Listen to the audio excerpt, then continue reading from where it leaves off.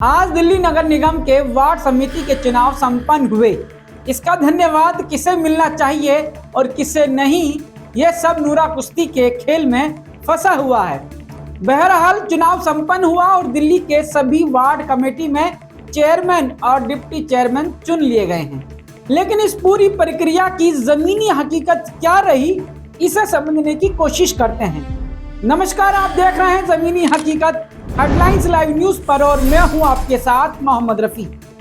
आज की जमीनी हकीकत की खबर बहुत ही रोचक है। सबसे पहले तो हमें यह समझना है कि जिस चुनाव को एक साल पहले ही हो जाना था, उसे इतनी देरी से क्यों किया गया। और जब देरी से ही सही, जब चुनाव हो रहे हैं तो आनन फानन में क्यों हो रहे हैं। असल में दिल्ली नगर निगम में जनता ने तो अपना समर्थन देकर निगम की चुनावी प्रक्रिया को संपन्न कर दिया था, लेकिन निगम का mayor, standing committee, ward committee चुनने का काम जीते हुए पार्षदों और दिल्ली सरकार और दिल्ली के उपराज्यपाल को मिलकर बनाना था। लेकिन इनमें से दिल्ली की मेयर का चुनाव गनीमतन कर दिया गया था, लेकिन स्टैंडिंग कमेटी, वार्ड कमेटी और नॉमिनेटेड पार्षदों को चुनने का काम रह गया था, जिसे अदालत के हस्तक्षेप के बाद कर दिया गया। 4 सितंबर 2024 को नगर निगम में दिल्ली की सभी वार्ड समिति के चुनाव संपन्न किए गए और अब से दिल्ली के सभी जोन में चेयरमैन और डिप्टी चेयरमैन जोन की जिम्मेदारी संभालेंगे। इसी तरह से स्टैंडिंग कमेटी के सदस्यों का भी चयन किया गया है, जो स्टैंडिंग कमेटी में चेयरमैन और डिप्टी चेयरमैन बनेंगे। लेकिन अभी स्टैंडिंग कमेटी का चुनाव होना बाकी है।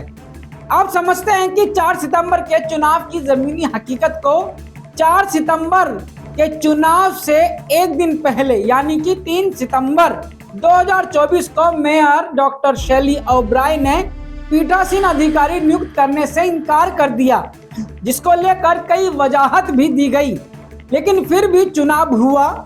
अगर यह सब मेयर साहिबा जानती थी तो ऐसा कदम ही क्यों उठाया जिसका कोई असर ही नहीं होना था। बल्कि नगर निगम के इतिहास में यह दर्ज हो गया है कि दिल्ली का मेयर पद पंगु बन गया है और जो चुनाव आप पार्टी के पार्षदों के नेतृत्व में संपन्न होता और दलगत की राजनीति से ऊपर उठने का काम किया जाता और गौरवान्वित होते, उसे आप पार्टी ने गवा दिया और मेयर पद की गरिमा को तार तार करने का काम किया गया। अब नगर निगम की गरिमा हो या पद की गरिमा हो, किसकी वजह से तार तार हो रही है, इसका आरोप कोई भी अपने सर लेने को तैयार नहीं। आखिर मेयर डॉक्टर शैली ओबराय ने पीठासीन अधिकारी को नियुक्त नहीं करने की और चुनाव को आगे बढ़ाने की क्या वजाहत दी थी, उसकी भी जमीनी हकीकत को समझते हैं। मेयर डॉक्टर शैली ओबराय ने पीठासीन अधिकारी को नियुक्त करने से इनकार करते समय कहा, अंतरात्मा उन्हें अलोकतांत्रिक चुनाव प्रक्रिया में भाग लेने की अनुमति नहीं देती है, जिस पर उन्होंने बताया कि केवल एक दिन के नोटिस पर नामांकन दाखिल करने में असमर्थता जताते हुए कई पार्षदों से हमें ज्ञापन प्राप्त हुए हैं, जिस पर निकल कर आया है कि चुनाव पहले भी हुए हैं, लेकिन कभी भी ऐसा नहीं हुआ कि एक दिन का ही नोटिस दिया हो और चुनाव संभव हो गया हो। मेयर डॉक्टर शैली ओबराय ने बताया कि जब 2017 में चुनाव हुआ था, तब नोटिस की तारीख से नॉमिनेशन भरने तक 5 दिन का समय मिला था और चुनाव पूरा होने तक कुल 12 दिन मिले थे।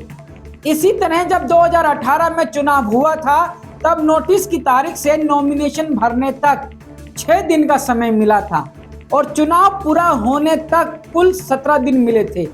और इसी तरह से जब 2019 में चुनाव हुआ था, तब नोटिस की तारीख से नॉमिनेशन भरने तक 7 दिन का समय मिला था और चुनाव पूरा होने तक कुल 11 दिन मिले थे।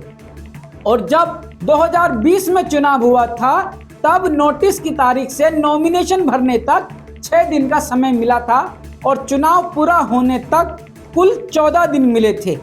और जब 2021 में चुनाव हुआ था, तब नोटिस की तारीख से नॉमिनेशन भरने तक 7 दिन का समय मिला था और चुनाव पूरा होने तक कुल 12 दिन का समय मिला था। और जब आज 2024 में चुनाव हो रहा है तो समय दिया जा रहा है नोटिस की तारीख से नॉमिनेशन भरने तक 1 दिन का समय, और चुनाव पूरा होने तक कुल 7 दिन मिल रहे हैं, जो कि न्यायपूर्ण नहीं लग रहा है।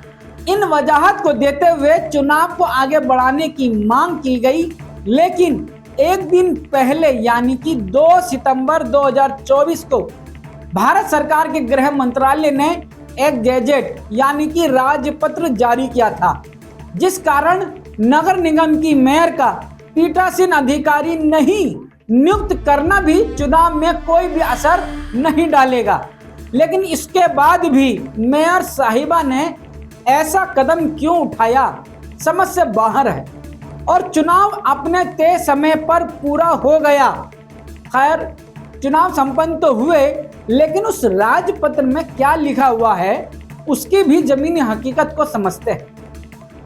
इसमें लिखा हुआ है कि राष्ट्रीय राजधानी क्षेत्र दिल्ली सरकार अधिनियम और अनुच्छेदों के अनुसार दिल्ली के उपराज्यपाल राष्ट्रपति के नियंत्रण के अधीन अगले आदेश तक किसी भी प्राधिकरण, बोर्ड, आयोग या किसी भी वैधानिक निकाय के गठन के लिए, चाहे उसे किसी भी नाम से बुलाया जाए, किसी सरकारी अधिकारी या पदेन सदस्य की नियुक्ति के लिए हो, राष्ट्रपति की शक्तियों का प्रयोग दिल्ली का उपराज्यपाल करेगा। जब ये सब पहले से ही मालूम था तो मेयर साहिबा ने पीठासीन अधिकारी को नियुक्त कर देना था, लेकिन किसके इशारे पर मेयर साहिबा चलती हैं जो अपनी सूझबूझ का इस्तेमाल भी नहीं कर पा रही हैं। अब इस पूरे मामले पर दिल्ली नगर निगम के सियासी अखाड़े में भारतीय जनता पार्टी के सामने आम आदमी पार्टी बुरी तरह से लड़खड़ाकर गिर गई है।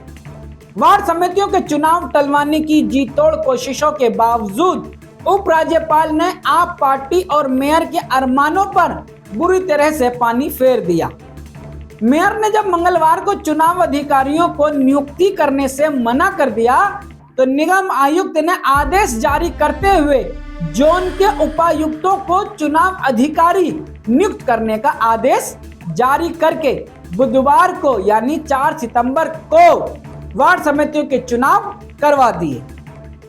यह तो आपको मालूम ही होगा कि आम आदमी पार्टी और मेयर शैली ओबराय ने पूरी कोशिश की थी कि किसी भी तरह से सभी 12 जोन के अध्यक्षों, उपाध्यक्षों और स्टैंडिंग कमेटी के एक सदस्यों के चुनाव टल जाएं। इसके लिए आप पार्टी नेता दिल्ली हाईकोर्ट भी गए थे, परंतु अगले दिन उन्होंने फटकार के डर से अपनी याचिका वापस ले ली थी। अगर आप हाईकोर्ट की उस फटकार की कॉपी पढ़ना चाहते हैं तो उसका लिंक नीचे डिस्क्रिप्शन में दिया गया है, आप वहां से जाकर पढ़ सकते हैं और डाउनलोड भी कर सकते हैं। पूरा का पूरा अनुवाद हिंदी में किया गया है। अब आते हैं वापस खबर पर। मेयर शैली ओबराय ने निगम आयुक्त को पत्र लिखकर चुनाव की तारीख टलवाने और नई तारीख की घोषणा करने के लिए पत्र लिखा था, परंतु उपराज्यपाल के आदेश पर निगम आयुक्त ने चुनाव अधिकारियों की घोषणा कर दी और आप नेताओं के इस चुनाव को टलवाने के सारे मंसूबे धरे के धरे रह गए। बताया जा रहा है कि बीजेपी की वार्ड समितियों में बढ़त को देखकर आप नेता डर गए थे। जिस तरह से 25 अगस्त को ऑपरेशन लोटस के जरिए आपके 5 निगम पार्षद बीजेपी में शामिल हो गए थे, उसी के साथ बीजेपी को 12 में से 7 वार्ड समितियों में बढ़त हासिल हो गई थी। हालांकि अगले ही दिन आपके एक पार्षद ने घर वापसी कर ली थी, परंतु उसका चुनावी नतीजों पर कोई भी असर देखने को नहीं मिला, क्योंकि एक ही झटके में नरेला और सेंट्रल जोन पर बीजेपी का प्रभुत्व स्थापित हो गया। अब समझते हैं उस जमीनी हकीकत की। अगर मेयर नॉमिनेट करती पीठासीन अधिकारी तो आप पार्षद कराते चुनाव। आप नेताओं की नासमझी और चालाकी की वजह से वार्ड समितियों के चुनाव कराने का अधिकार सत्ताधारी पार्टी के हाथ से निकल गया। यदि समय रहते मेयर चुनाव अधिकारियों को मनोनीत कर देती तो ये चुनाव आप पार्षद कराते, परंतु आप नेताओं की अव्यावहारिक सोच की वजह से यह अधिकार सीधे उपराज्यपाल के हाथों में चला गया है। शायद आप नेताओं को इसका आभास भी नहीं था कि ऐसा भी हो सकता है, क्योंकि दिल्ली नगर निगम के इतिहास में ऐसा पहली बार हुआ है जब उपराज्यपाल के दिशा निर्देशन पर निगम आयुक्त ने बिना मेयर की मर्जी के सीधे पीठासीन अधिकारी को मनोनीत किया हो।